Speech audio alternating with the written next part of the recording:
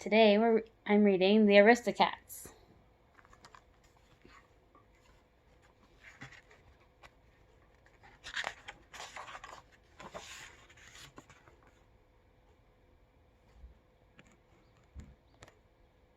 Marie, are you going to be as beautiful as your mother? Said Madame. Isn't she, Duchess? Duchess smiled. She and her 3 kittens lived with Madame in a beautiful house in Paris. The cats loved Madame, and she loved them.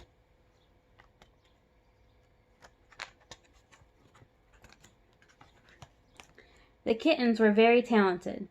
Toulouse was learning to paint. Marie was learning to sing.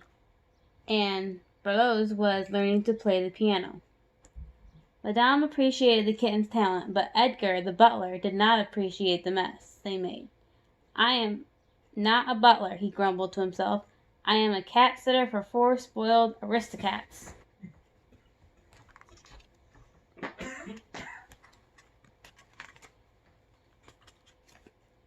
One day, Madame's lawyer stopped by for a visit. George, I would like to leave my fortune to my beloved cats, Madame told him. I'm sure Edgar will be glad to take care of them when I am gone. Edgar heard everything Madame said, but he was not glad at all. Those cats must go, Edgar muttered. That night the greedy butler put sleeping pills in the cat's cream. A slip of the hand and it's off to dreamland, he chuckled. The pills went plip-plop into the pot. I'll take them far away, then Madame will leave her fortune to me.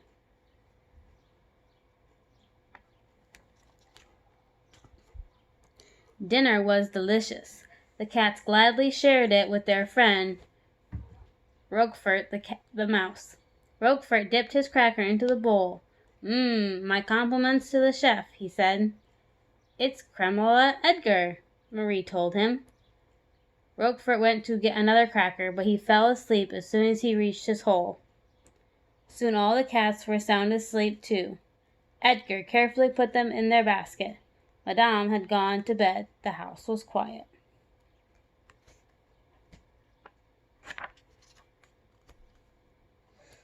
Edgar drove the cats far away from the city.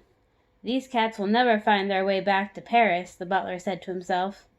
Edgar's noisy motorcycle rumbled along the road, but Duchess and her kittens didn't wake up. Suddenly the motorcycle hit a large bump in the road. Edgar's hat flew off his head. The basket full of sleeping kittens bounced out of the sidecar. It landed under a bridge, but Edgar didn't stop. Instead, he hurried back to the city.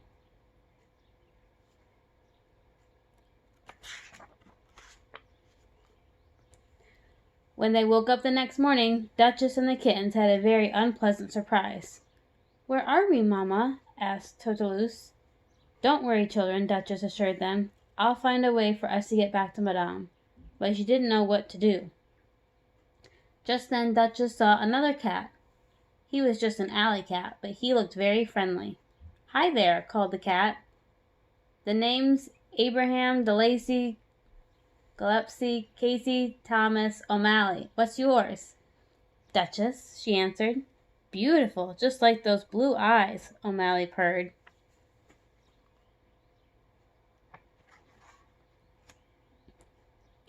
Duchess blushed. Would you tell us how to get back to the city? Tell you, fair lady, replied O'Malley. Well, I'll take you there on my magic carpet. Hooray, cheered the kittens. One magic carpet coming up, O'Malley shouted. He pointed to a milk truck rattling down the road.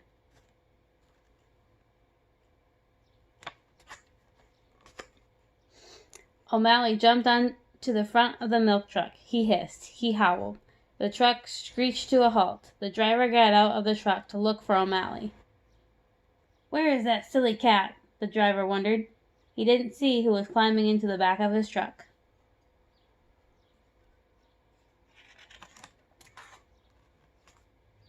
O'Malley's magic carpet had plenty of milk. Duchess and the kittens enjoyed their breakfast, but soon the driver noticed his passengers. Jump! Cried O'Malley. The cats jumped out of the milk truck. Don't worry, he told Duchess. I'll make sure you get back home.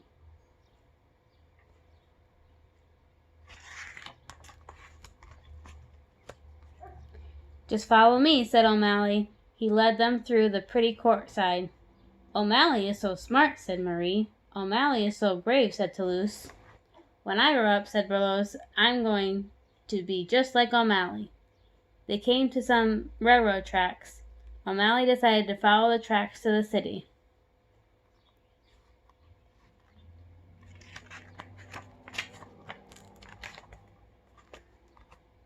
As they walked across a railroad bridge, the kittens pretended to be a train. Choo-choo, choo-choo, hummed Marie. Clickety-clack, clickety-clack, buzzed Burroughs. Woo-hoo, whistled Toulouse.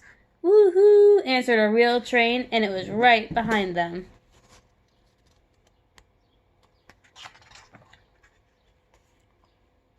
Don't panic, shouted O'Malley. Everyone got under the tracks just in time. Hold on, children, Duchess called, but the train shook the bridge, and Marie lost her grip.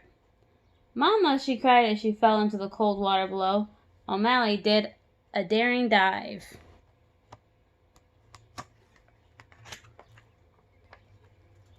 and quickly pulled Marie out of the river. Thank you, Thomas, said Duchess gratefully. You have saved my daughter's life. Back in Paris, the newspapers confirmed that the cats had been catnapped. Roquefort was looking for clues. He was talking to Frou-Frou the horse when Edgar appeared. The butler seemed upset. My hat, he cried. If they find it, they'll know I'm the catnapper. Now Roquefort knew the truth. But where were his friends?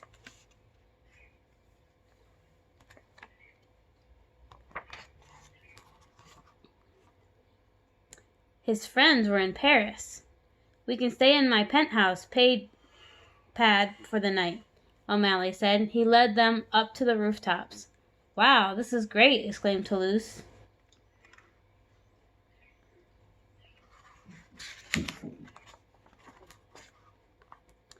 Music drifted out of an open skylight. Listen to that music, said Burroughs. That's jazz, O'Malley told him, and those musicians are friends of mine. They went inside. O'Malley introduced Duchess to Scat Cat and the band. O'Malley and Scat Cat sang a song. Everyone danced.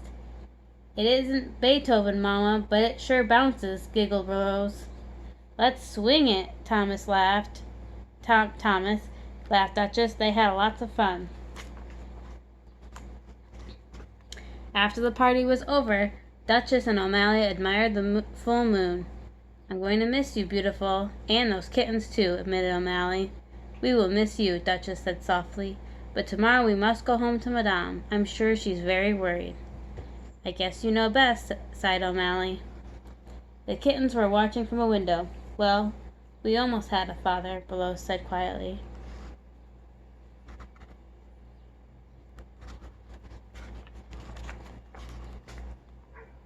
When Edgar opened the door the next morning, he got the shock of his life. The cats had returned. Me first, cried Marie. The kittens ran into the house. I'll never forget you, Thomas O'Malley, purred Duchess. So long, the alley cat replied sadly. As soon as the door was closed, Edgar put the cats in a sack. I'll send these cats to Timbuktu, he declared. Edgar locked them in a trunk in the barn. Then he left to call for a shipping van.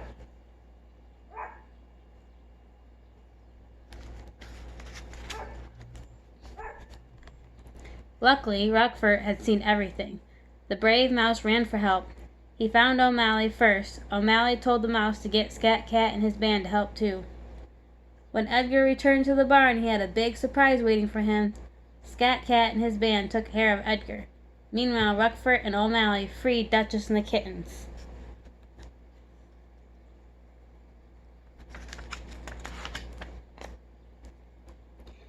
Duchess and the kittens quickly jumped out of the trunk.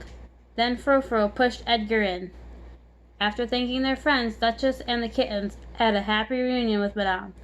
O'Malley went along, since Duchess seemed fond of O'Malley. Madame invited him to stay. The shipping van came. Edgar was driven off to Timbuktu.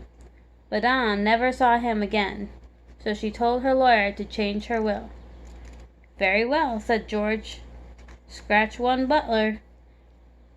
And with a few more strokes of the pen, O'Malley was added to the will.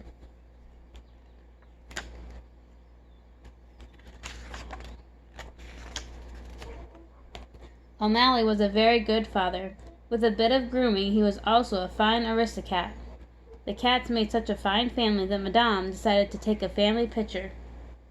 You know, Madame said, if Edgar had only known about the will, I'm sure he never would have left, especially since I've decided to open my home to all the cats of Paris. Duchess and O'Malley just smiled. The end.